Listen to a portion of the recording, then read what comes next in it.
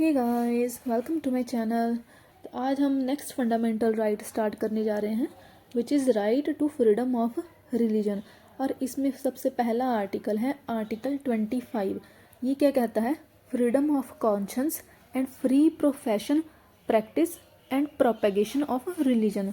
तो सबसे पहले तो ये जो आर्टिकल 25 है, ये दो तरह की फ्रीडम देता है हमें, फ्रीडम ऑफ रिलीजन और ऐसे ही फ्रीडम फ्रॉम रिलीजन। मतलब कि ये आर्टिकल क्या कहता है कि अगर किसी को रिलीजन को, किसी भी पर्टिकुलर धर्म को फॉलो करना है तो वो भी उसका राइट है। और ऐसे ही फ्रीडम फ्रॉम रिलीजन कि अगर किसी भी इंसान को किसी भी रिलीजन को या धर्म को फॉलो नहीं करना है तो भी उसका राइट है। और ये राइट दोनों आर्टिकल 25 के अंडर मिले हुए हैं। और ये जो राइट है ये इंडिविजुअलिस्टिक है राइट, मतलब कि ये किसी एक पर्सन की बात करता है कि उस एक पर्सन की फीलिंग्स क्या हैं, किसी गॉड के लिए, किसी गॉड से रिलेटेड या फिर किसी रिलीजन से रिलेटेड। और स्टेट उस पर्टिकुलर फीलिंग में इंटरफेयर नहीं कर सकती। यहाँ पर क्या बोला गया है कि अगर इंडिविजुअलिस्टिक की बात आ रही है, अगर ये बोला जा रहा है कि सपोज कि मेरा मन है कि मैं गॉड को पूजा पाठ के थ्रू फॉलो ना करूं, मैं बस एक स्पिरिचुअलिज्म का कॉन्सेप्ट फॉलो करूं, तो स्टेट उस चीज़ में इंटरफेयर नहीं करेगी क्योंकि ये मेरा अपना पर्सनल बिलीफ होगा। तो इसमें अब दो तरह के राइट्स आते हैं। पहले तो इसने सिंपल ये बोल दिया कि फ्रीडम ऑफ रिलीजन का भी इसी में कॉन्सेप्ट है और फ्रीडम फ्रॉम रिलीजन का भी इसी में ही कॉन्सेप्ट है। नेक्स्ट इसमें क्या बोला गया है, दो पार्ट्स हैं इसके अब, freedom of conscience and then दूसरा पार्ट है प्रोफेशन, प्रैक्टिस एंड प्रोपेगेशन से रिलेटेड।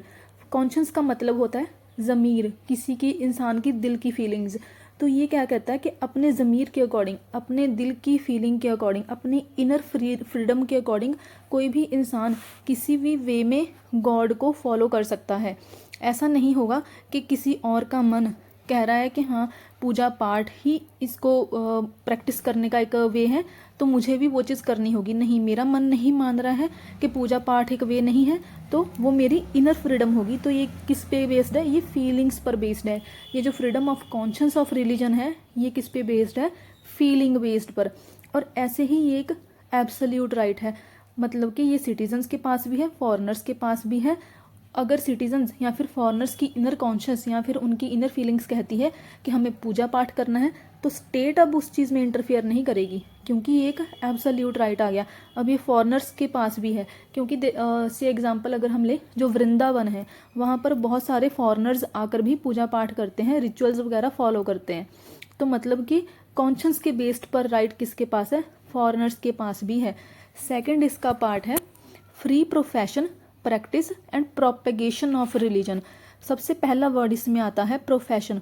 प्रोफेशन का मतलब है स्पेल आउट करना या फिर बोल कर बताना, डिक्लेयर करना, स्पेल आउट करना। तो ये क्या कहता है? Spell out religious believes openly and freely.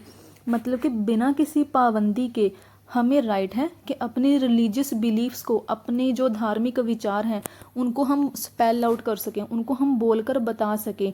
अच्छा, ये किस चीज़ के लिए है? ये है, बताता है टॉलरेंट कल्चर ऑफ इंडिया या फिर इंडिया का सेक्युलर करेक्टर। ये लाइन आप मेंस के लिए यूज़ कर सकते हो कि जो फ्रीडम ऑफ प्रोफेशन है ये हम इंडियंस का टॉलरेंट कल्चर बताता है। ये कि हमें राइट है कि कोई भी हम किसी भी तरह से अपने बिलीफ सिस्टम को बोलकर बता सकते हैं। कोई भी उस इंसान उस चीज़ को के लिए प्रति इनटॉलरेंट नहीं होगा। अब जो प्रैक्टिस की बात है वो कहती है परफॉर्म करना। प्रैक्टिस का मतलब होता है एक्सरसाइज करना, वो एक्सरसाइज नहीं, ये दूसरा एक्सरसाइज है कि प्रैक्टिस करना, परफॉर्म करना। Performance of rituals, worship etcetera. तो ये किसकी बात करता है कि जितने भी किसी रिलीजन से रिलेटेड रिचुअल्स होते हैं, कुछ सेरेमनीज होती हैं उनसे रिलेटेड, जैसे कि अगर वृंदावन जो गणपति बप्पा का वो होता है, विसर्जन होता है, तो उसका एक पर्टिकुलर रिचुअल है, तो उसको परफॉर्म करने का राइट भी, उसको प्रैक्टिस करने का राइट भी हमें इसी फ्रीडम के अंदर मिला है आर्टिकल 25 के अंदर। कि हमें राइट है कि जितने भी सेरेमनीज हैं उससे रिलेटेड, किसी पर्टिकुलर रिलीजन से रिलेटेड जितने भी रिचुअल्स हैं उससे रिलेटेड हम उनको परफॉर्म कर सकते हैं। और ये अच्छा, ये जो प्रैक्टिस वाला पार्ट है इसमें एक चीज़ आती है कि कैरिंग सिंबल्स, मतलब कि हमें सिंबल्स को अपने जो कि पर्टिकुलर रिलीजन से रिलेटेड है उनको भी अपने साथ रख सकते हैं। जैसे कि जो सिखिज़म आता है, सिखिज़म में कृपान वगैरह और वो जो कड़ा होता है वो सारी चीज़ें पहनते हैं, टर्बन लगाते हैं। तो इस पर्टिकुलर राइट के अंदर जो ये जो प्रैक्टिस वाला है उनका क्या कहना है, उनको अलाउ करा गया है क्योंकि वो अपने रिलीजियस सिंबल्स को परफॉर्म कर रहे हैं, वो अपने रिलीजियस सिंबल्स को प्रैक्टिस कर रहे हैं। तो ये किस चीज़ की बात करता है, डॉक्ट्राइन ऑफ असेंशियल प्रैक्टिसेस। ये सुप्रीम कोर्ट ने एक डॉक्ट्राइन दिया था, डॉक्ट्राइन ऑफ असेंशियल प्रैक्टिसेस। ये क्या कहता है कि अगर किसी रिलीजन से रिलेटेड कोई ऐसे सिंबल्स हैं या फिर कोई ऐसी चीज़ें हैं जो कि उस रिलीजन में मेंशन करी गई हैं कि आपको वो कैरी करनी ही करनी है और कोई वे नहीं है उस रिलीजन को प्रैक्टिस करने का, तो फिर इस डॉक्ट्राइन ऑफ असेंशियल प्रैक्टिसेस के अंदर उन सिंबल्स को कैरी करना अलाउ करा जाएगा। जैसे कि अगर हम मुस्लिम्स की बात करें तो हिजाब पहनना इसी के अकॉर्डिंग ही वो लोग फॉलो करते हैं कि असेंशियल प्रैक्टिस है। मुस्लिम्स के अकॉर्डिंग जो हिजाब पहनते हैं वो उनके लिए एक असेंशियल प्रैक्टिस है। तो ये कहता है डॉक्ट्राइन ऑफ असेंशियल प्रैक्टिसेस। अब इसी में ही नेक्स्ट आता है प्रोपेगेट करने का फ्रीडम। तो ये कहता है transmission to others to influence them. देखिए ये जो प्रोफेशन था ये भी हम खुद कर रहे थे और जो प्रैक्टिस था ये भी हम खुद कर रहे थे, लेकिन प्रोपेगेट के अंदर हम क्या कर रहे हैं, हम दूसरों को बोलकर बता रहे हैं कि देखिए हमारे जो रिलीजन, एक रिलीजन सेक्ट है उसके ये बिलीफ हैं और ये फ़ायदेमंद बिलीफ हैं और आप भी इनको फॉलो करो। तो हम क्या कर रहे हैं, हम दूसरों को इन्फ्लुएंस कर रहे हैं अपने रिलीजन को फॉलो करने के लिए। लेकिन इसमें फोर्सिबल कन्वर्जन्स की बात नहीं करी गई है। हम दूसरों को इन्फ्लुएंस तो कर सकते हैं अपने बिलीफ सिस्टम को बताकर, अपने रिलीजन से रिलेटेड चीज़ों को बताकर उन्हें बोल सकते हैं कि इनमें ये अच्छी चीज़ है और आप इसको फॉलो कर सकते हो, लेकिन हम उनको फोर्सिबली कन्वर्ट नहीं कर सकते अपने रिलीजन में। और इसी से रिलेटेड है father Stanislaus case. Stanislaus case में सुप्रीम कोर्ट ने क्या बोला था, इस फोर्सिबल कन्वर्जन की ही बात करी थी कि किसी को भी राइट नहीं है अंडर दिस आर्टिकल 25 किसी को फोर्सिबली कन्वर्ट करने का। तो अब ये राइट जो है इसके ऊपर, ये वैसे एब्सोल्यूट राइट तो है कि सिटीजन्स के पास भी है, लेकिन एब्सोल्यूट राइट किसके लिए है, वो है कॉन्शियंस के लिए। लेकिन अगर प्रोफेशन प्रैक्टिस प्रोपेगेट करना है तो क्या उसके लिए ये एब्सोल्यूट राइट हो सकता है? ये सेल्फ एक्सप्लेनेटरी है कि ये एब्सोल्यूट राइट नहीं हो सकता। ऐसे तो अगर कोई फोर्सिबल कन्वर्जन करने लग जाएगा अगर उसके पास ये एब्सोल्यूट राइट होगा, तो इसीलिए इसके अंदर कुछ अब रिस्ट्रिक्शंस भी हैं। जैसे कि पब्लिक ऑर्डर को देखते हुए हमारे इंडिया का पब्लिक ऑर्डर इन्फ्लुएंस ना हो, लॉ एंड ऑर्डर मेंटेन रहे, मोरालिटी को मेंटेन करने के लिए, हेल्थ के लिए। और ऐसे ही इसमें एक चीज़ की बात करी गई है, अदर प्रोविजंस इन पार्ट 3। देखिए अगर कोई अपने विचारों को किसी के ऊपर फोर्स कर रहा है तो वो क्या हो जाएगा, उसके फंडामेंटल राइट की वायोलेशन हो जाएगी। कोई भी इंसान, सपोज ये कोई ए इंसान है और ये बी इंसान है, ये अपने रिलीजन के बारे में ए को बता रहा है, बट बताते बताते वो ये भी कह रहा है कि देखिए एजुकेशन भी हमारे रिलीजन में अच्छी प्रोवाइड करी जा रही है और तो आप हमारा ही रिलीजन फॉलो करो। तो वो एजुकेशन के प्री टेक्स्ट पर, एजुकेशन के बहाने पर इस इंसान को फॉलो कर रहा है। एजुकेशन का राइट क्या है, एक दूसरा फंडामेंटल राइट है, लेकिन उसका यूज़ करके ये इस इंसान को फोर्सिबली कन्वर्ट करने का ट्राई कर रहा है, इसको इन्फ्लुएंस करने की ट्राई कर रहा है। तो ये क्या है कि दूसरे प्रोविजंस जितने भी हैं फंडामेंटल राइट में, उनके लिए भी हम ऐसी वायोलेशंस नहीं कर सकते, किसी दूसरे को फोर्सिबली कन्वर्ट हम नहीं कर सकते। अब इसमें इस आर्टिकल में एक चीज़ बताई गई है कि स्टेट के पास राइट है कि वो किसी भी रिलीजियस प्रैक्टिस के साथ जो फाइनेंशियल चीज़ें रिलेटेड हैं, ऐसे ही कोई इकोनॉमिक एस्पेक्ट उसके साथ रिलेटेड है, तो उसको वो रेगुलेट कर सकती है। क्यों रेगुलेट करेगी, देखिए ये क्या आ गया, ये इकोनॉमिक एस्पेक्ट आ गया, ये फाइनेंशियल एस्पेक्ट आ गया, और ये क्या आ गया, पॉलिटिकल एस्पेक्ट। देखिए जो हमारे इंडिया में जब इलेक्शंस होते हैं तो रिलीजन के बेस पर कितना ज़्यादा लोगों को इन्फ्लुएंस करा जा रहा है, तो स्टेट इस चीज़ को रेगुलेट कर सकती है, इस चीज़ को रिस्ट्रिक्ट कर सकती है। ये इलेक्शन की मैंने बस एक एग्जांपल ही ली है, ऐसी बहुत सारी और भी एग्जांपल्स हो सकती हैं। और ऐसे ही इसमें बोला गया है कि अगर वेलफेयर करना है लोगों का, सोशल वेलफेयर करना है, तो जो स्टेट है उसके पास राइट है जितने भी हिंदू रिलीजियस इंस्टीट्यूशंस हैं, वर्ड क्या है, हिंदू रिलीजियस इंस्टीट्यूशंस, तो लोगों के सोशल वेलफेयर के लिए इन इंस्टीट्यूशंस को स्टेट के पास राइट है कि वो ओपन कर सकती है। जैसे कि एग्जांपल ले सकते हैं हम साबरीमाला टेम्पल का। ये तो इतना ज़्यादा इम्पॉर्टेंट इशू है ना, इसको कहीं भी आप कोट कर सकते हो। ये एक हिंदू रिलीजियस इंस्टीट्यूशन भी है जिसकी इस आर्टिकल में बात करी गई है, तो वुमेंस के लिए इसको ओपन भी करा गया था। तो ये क्या कहता है कि जो हिंदू रिलीजियस इंस्टीट्यूशंस हैं स्टेट के पास राइट है कि सोशल वेलफेयर के लिए इनको ओपन कर सकती है। अब इस हिंदू का मतलब क्या है, वो होगा सिख, जैन और बुद्धिस्ट। सी हर किसी जगह पर ना हिंदू का मीनिंग डिफरेंट हो सकता है, लेकिन दिस पर्टिकुलर आर्टिकल सिर्फ और सिर्फ आर्टिकल 25 की बात करी गई है। इस 25 के लिए हिंदू का मीनिंग क्या होगा, सिख, जैन और बुद्धिस्ट। जैसे कि अगर सिखिज्म की ही बात करें, जो गोल्डन टेम्पल है वहाँ पर हर एक रिलीजन के लोग आ जा सकते हैं, चाहे वो मुस्लिम हो चाहे वो हिंदू हो, कोई भी आ जा सकता है। तो अब ये जो हिंदू वर्ड इस आर्टिकल में यूज़ करा गया है उसका मीनिंग क्या होगा, सिख, जैन और बुद्धिस्ट।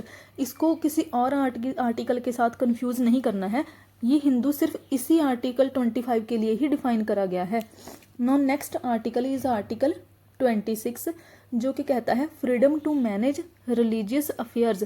देखिए ये जो आर्टिकल 25 था ये एक इंडिविजुअलिस्टिक राइट था, मतलब कि सिर्फ एक ही पर्सन के साथ ही रिलेटेड था। लेकिन जो आर्टिकल 26 है वो ग्रुप की बात करता है, वो कलेक्टिव राइट है एक, मतलब कि किसी एक बड़े सेक्शन की बात करता है। जैसे कोई रिलीजियस डिनोमिनेशन हो सकती है। से एग्जांपल अगर हम एग्जांपल लें डेरा ब्यास, जो डेरा ब्यास है वो एक क्या है, एक बड़ी ऑर्गेनाइजेशन है, तो उसके जो कलेक्टिव राइट्स हैं वो इस आर्टिकल 26 के अंदर है। वो अपने रिलीजियस अपनी जो ऑर्गेनाइजेशन है वो डेरा ब्यास की, उसको मैनेज करने का उसके पास जो राइट है वो किसके अंदर है, वो है आर्टिकल 26 के अंदर। अब ये एक एब्सोल्यूट राइट भी नहीं है। जो आर्टिकल 25 था उसमें जो कॉन्शियंस वाला पार्ट था वो एक एब्सोल्यूट राइट था, लेकिन जो आर्टिकल 26 है वो एक एब्सोल्यूट राइट नहीं है। अब इसमें 4 टाइप के राइट दिए गए हैं इस आर्टिकल 26 के अंदर, 4 फोल्ड राइट्स हैं। पहला राइट क्या कहता है, right to establish and maintain institutions for charitable and religious purposes. अगर किसी ने चैरिटी करनी है और उसके लिए कोई इंस्टीट्यूशन इस्टेब्लिश करा है, अगर मान लीजिए कोई टाटा ने अपना कोई इंस्टीट्यूशन इस्टेब्लिश करा है जिसका मतलब उस टाटा ट्रस्ट का मतलब सिर्फ क्या है, सिर्फ चैरिटी करना, तो उसको मेंटेन करने का या इस्टेब्लिश करने का राइट किसके अंदर हुआ, आर्टिकल 26 के अंदर। ऐसे ही अगर किसी रिलीजियस इंस्टीट्यूशन को भी इस्टेब्लिश करना है या मेंटेन करना है तो उसका राइट भी इस 26 के अंदर ही है। नेक्स्ट इसमें क्या कहता है, मैनेज इट्स ओन अफेयर्स। अब रिलीजन जो इंस्टीट्यूशन था या फिर जो चैरिटेबल पर्पस के लिए इंस्टीट्यूशन बनाया था उसको इस्टेब्लिश कर लिया, मेंटेन कर लिया, अब उसकी एडमिनिस्ट्रेशन भी तो करनी होगी ना, उसको मैनेज भी करना होगा। कुछ लोग होंगे उसमें जो सिर्फ एडमिनिस्ट्रेशन का ही काम देख रहे होंगे, तो ये राइट भी कहाँ मिला हुआ है, आर्टिकल 26 के अंदर। ऐसे ही मूवेबल इमूवेबल प्रॉपर्टी अक्वायर करना। देखिए जो बहुत सारे ये रिलीजियस ट्रस्ट वगैरह होते हैं उनके अगेंस्ट हमेशा केसेस फाइल होते हैं कि उनके पास बहुत ज़्यादा प्रॉपर्टी है, तो लेकिन उनको वो प्रॉपर्टी अक्वायर करने का राइट किसने दिया है, इस आर्टिकल 26 ने। और इसी के अंदर ही आती है मूवेबल प्रॉपर्टी भी और इमूवेबल प्रॉपर्टी भी। मूवेबल प्रॉपर्टी जैसे कि बाइक्स वगैरह, मोटर बाइक्स वगैरह, कार वगैरह हो गई, और जो इमूवेबल प्रॉपर्टी होगी जैसे कि ये सिंपल प्रॉपर्टीज़ वगैरह होगी, घर वगैरह हो गया, उनके इंस्टीट्यूशंस वगैरह हो गए। नो इसमें जो 4th पार्ट है वो क्या कहता है, right to administer such property. देखिए जो 2nd पार्ट था वो इस इंस्टीट्यूशन के अफेयर्स को मैनेज करने की बात करता था या फिर इस इंस्टीट्यूशन के अफेयर्स को मैनेज करने की बात करता था, लेकिन जिसे इस इंस्टीट्यूशन ने प्रॉपर्टी को अक्वायर करा है उस प्रॉपर्टी को एडमिनिस्टर या फिर मैनेज करने का राइट है 4th पार्ट में, जो कि अंडर आर्टिकल 26 ही दिया हुआ है। अब इसके लिए भी कुछ रिस्ट्रिक्शंस हैं, इन चीज़ों को वायोलेट नहीं करा जा सकता। जैसे कि पब्लिक ऑर्डर, मतलब कि लॉ एंड ऑर्डर की बात करिए, कोई भी रिलीजियस इंस्टीट्यूशंस लोगों के व्यूज़ को इन्फ्लुएंस करके इंडिया का लॉ एंड ऑर्डर ख़राब नहीं कर सकता। ऐसे ही मोरालिटी हेल्थ, ये ना मोरालिटी हेल्थ वगैरह जो भी हैं ये मेंस के लिए आते हैं। ऐसे अगर प्रीलिम्स की बात करें या फिर वनडे एग्जाम्स के लिए तो बस यही याद रखना होगा कि इसमें दिया क्या हुआ है, पब्लिक ऑर्डर, मोरालिटी और हेल्थ। और पब्लिक ऑर्डर को एज लॉ एंड ऑर्डर भी लिखा जा सकता है। और दूसरा क्या है इसमें, not other provisions under part 3। अब इस आर्टिकल 25 के साथ हमें कंपेयर करना है कि इसमें क्या बोला गया है कि जो अदर प्रोविजंस हैं इन पार्ट 3, लेकिन इसमें क्या बोला गया है, not other provisions under part 3 of मतलब इसमें जो फंडामेंटल राइट्स हैं पार्ट 3 में, उनकी बाकी की प्रोविजंस की बात नहीं करता ये, लेकिन जो आर्टिकल 25 है वो बात करता है इसकी। अब इसमें नेक्स्ट क्या बोला गया है कि अभी ये तो बोल दिया कि किसी भी रिलीजियस इंस्टीट्यूशन को इस्टेब्लिश करने का, मेंटेन करने का राइट है। पता कैसे चलेगा कि कोई भी जो इंस्टीट्यूशन है वो रिलीजियस इंस्टीट्यूशन है? तो इसके लिए सुप्रीम कोर्ट ने 3 फोल्ड टेस्ट दिया है। फर्स्ट देखा जाएगा उस टेस्ट में कि एक कलेक्टिव ग्रुप क्या है, कुछ लोगों का ग्रुप है क्या उस इंस्टीट्यूशन में, और क्या उन लोगों के सेम सेट ऑफ बिलीव्स हैं। मतलब कि जैसे कि से डेरा ब्यास में अगर ये कहा जा रहा है कि आप सिर पे दुपट्टा ओढ़ कर रखोगे और सारे के सारे लोग ही वैसा कर रहे हैं, और तो वो क्या है, ग्रुप ऑफ पीपल भी हो गए और वो उनका सेम सेट ऑफ बिलीव भी हो गया कि वो सारे के सारे लोग ही दुपट्टा ओढ़कर अपने सर को कवर करके रख रहे हैं। और नेक्स्ट इसमें टेक्स्ट क्या बोला गया है, कॉमन ऑर्गेनाइजेशन। अब इन लोगों की एक कॉमन ऑर्गेनाइजेशन होगी। ऐसा नहीं होगा कि कुछ लोग बोल रहे हैं कि ए जगह पर हमारी मेन ऑर्गेनाइजेशन है और कुछ लोग बोल रहे हैं कि बी जगह पर हमारी मेन ऑर्गेनाइजेशन है। अलग अलग इनकी ब्रांचेज हो सकती हैं, लेकिन जो मेन ऑर्गेनाइजेशन होगी वो एक कॉमन ऑर्गेनाइजेशन होगी इन सारे लोगों की। ऐसे ही उनका एक डिस्टिंक्ट नेम होगा, एक अलग नेम होगा इन इंस्टीट्यूशन का। जैसे कि अगर डेरा ब्यास का, क्या इस डेरा ब्यास नेम को कोई और इंस्टीट्यूशंस और रिलीजियस इंस्टीट्यूशंस यूज़ कर सकते हैं? नहीं, ये सिर्फ और सिर्फ डेरा ब्यास इंस्टीट्यूशन के लिए ही है।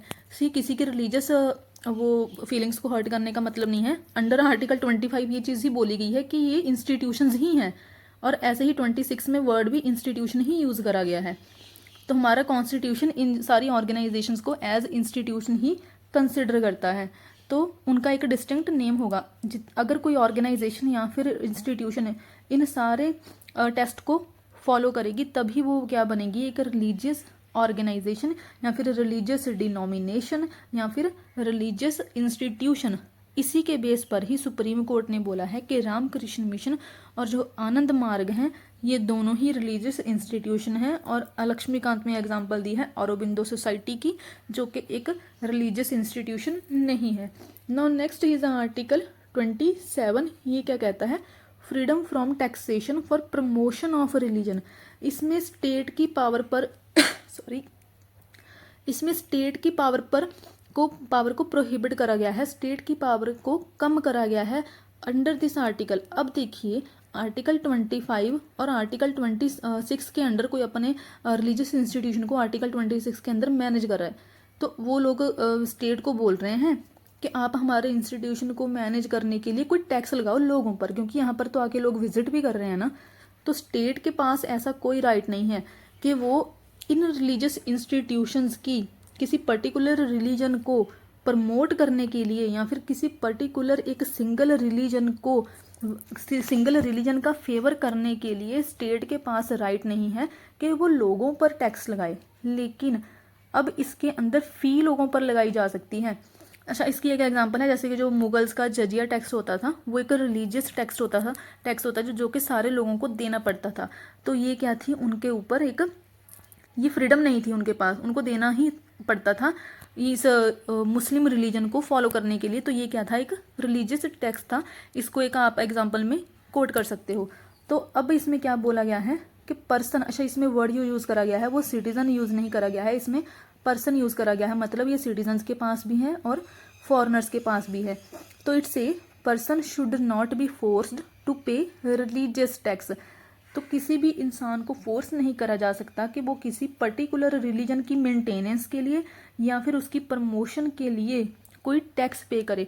अब इसमें फ़ी जो है ना, वो फ़ी लोग स्टेट कलेक्ट कर सकती है इन रिलीजियस इंस्टीट्यूशन के लिए। जैसे कि वो यात्रा वगैरह चलती है, तो उन यात्रा को मेंटेन करने के लिए, लोगों की सिक्योरिटी के लिए उनसे कुछ पैसे लिए जाते हैं। तो वो पैसे क्यों लिए जाते हैं, उनको स्पेशल सर्विसेज देने के लिए, उनकी सिक्योरिटी के लिए भी, उनको खाना वगैरह प्रोवाइड करने के लिए भी, उस यात्रा को मेंटेन करने के लिए भी। तो वो क्या है, उस पर्टिकुलर यात्रा के लिए एक फ़ी ले ली गई। लेकिन क्या हर मंथ या फिर ईयरली किसी को किसी रिलीजन से रिलेटेड टैक्स देना होता है? नहीं, किसी को भी टैक्स नहीं देना होता है। तो इसका मतलब क्या है कि स्टेट जो है द स्पेंडिंग प्रोसीड्स और public money on one religion by state. तो ये क्या कहता है कि जो स्टेट है किसी एक रिलीजन के लिए जो पब्लिक मनी है उसको स्पेंड नहीं कर सकती, किसी एक रिलीजन का फेवर भी नहीं कर सकती स्टेट। तो ये क्या है, ये एक पब्लिक मनी है ना, जितनी भी टैक्स से आती है। तो अगर किसी एक रिलीजन को स्टेट उस पब्लिक मनी का यूज़ कर रही है उस एक रिलीजन को फेवर करने के लिए, तो ये तो लोगों के साथ ही इनजस्टिस हो जाएगा। तो इसी की ही बात करता है कि स्टेट किसी के ऊपर टैक्स नहीं लगाएगी, किसी एक रिलीजन को फेवर नहीं करेगी। और ये क्या बताता है, ये सेम बताता है सेक्युलर कैरेक्टर, कि सारे के सारे रिलीजन्स जो हैं वो स्टेट के लिए सेम है। और ऐसे ही ये जो फी वाला कॉन्सेप्ट है, ये प्रिंसिपल ऑफ, अच्छा ये ये गलत लिख दिया, ये डॉक्ट्राइन ऑफ प्रिंसिपल्ड डिस्टेंस की बात करता है। मतलब कि स्टेट को जब ज़रूरत होगी, जैसे कि फ़ी लगा दी उसने मेंटेन करने के लिए, तो वैसे तो स्टेट और रिलीजन मतलब कि गवर्नमेंट और रिलीजन वो दोनों सेपरेट रहेंगे according to this principled distance. लेकिन जब ज़रूरत होगी तो स्टेट इंटरफेयर कर सकती है, जैसे कि किसी यात्रा को मेंटेन करने के लिए फ़ीस लगा दी गई, तो वो क्या होगा, प्रिंसिपल्ड डिस्टेंस। मतलब कि वैसे तो डिस्टेंस मेंटेन रखा जाएगा लेकिन ज़रूरत पड़ने पर इंटरफेयर भी करा जा सकता है। तो क्या ये एक एब्सोल्यूट राइट है? नहीं, ये एक एब्सोल्यूट राइट भी नहीं है। ऐसे ही आर्टिकल 28, ये लास्ट आर्टिकल है इसके अंदर, ये क्या है, freedom from attending religious instruction. तो ये बात करता है कि किसी भी किसी स्कूल में कोई स्टूडेंट है, लेकिन वो स्टूडेंट जो है वो हिंदू कम्युनिटी का है, लेकिन वो जो स्कूल है से वो अलीगढ़ यूनिवर्सिटी है, उसका एक उसमें हिंदू स्टूडेंट भी पढ़ रहा है। तो ये जो अलीगढ़ यूनिवर्सिटी होगी इस हिंदू स्टूडेंट को फोर्स नहीं कर सकती कि आप हमारी रिलीजियस इंस्ट्रक्शन को फॉलो करो, किसी भी के ऊपर भी इस चीज़ को फोर्स नहीं करा जा सकता। जैसे कि इसमें 4 टाइप के इंस्टीट्यूशंस की बात करी गई है, उनको याद रखने का ही सिंपल वे है ये MARA म्हारा। तो इसमें क्या बोला गया है कि 4 टाइप के इंस्टीट्यूशंस हैं जिनमें रिलीजियस इंस्ट्रक्शन की बात करी गई है। पहला क्या है, M से मेंटेन, ऐसे इंस्टीट्यूशंस जो कि कम्प्लीटली और होली स्टेट ही मेंटेन कर रही है, तो यहाँ पर किसी भी प्रकार की रिलीजियस इंस्ट्रक्शन नहीं दी जा सकती, मतलब कि इस इंस्टीट्यूशन में ब्लैंकेट बैन होगा। और नेक्स्ट ए से है एडमिनिस्ट्रेड बाय स्टेट, ऐसा इंस्टीट्यूशन जिसको स्टेट तो एडमिनिस्टर कर रही है, उसको मैनेज कौन कर रहा है, स्टेट या फिर गवर्नमेंट, लेकिन वो इस्टेब्लिश किसने करा है, वो किसी ट्रस्ट ने इस्टेब्लिश करा है। तो वो इस्टेब्लिश किसने करा था, ट्रस्ट ने इस्टेब्लिश करा था। स्टेट का काम कितना था, सिर्फ उसको मैनेज करना। तो यहाँ पर रिलीजियस इंस्ट्रक्शन दी जा सकती है। जो लास्ट जो आर है थर्ड, उससे है रिकॉग्नाइज्ड, ऐसा इंस्टीट्यूशन, ऐसा रिलीजियस इंस्टीट्यूशन जिसको स्टेट के द्वारा रिकॉग्नाइज करा जा रहा है। मतलब कि स्टेट ने सिर्फ एक रिकॉग्निशन ही दी है, ना तो स्टेट उसको फंड कर रही है ना ही उसको मेंटेन कर रही है।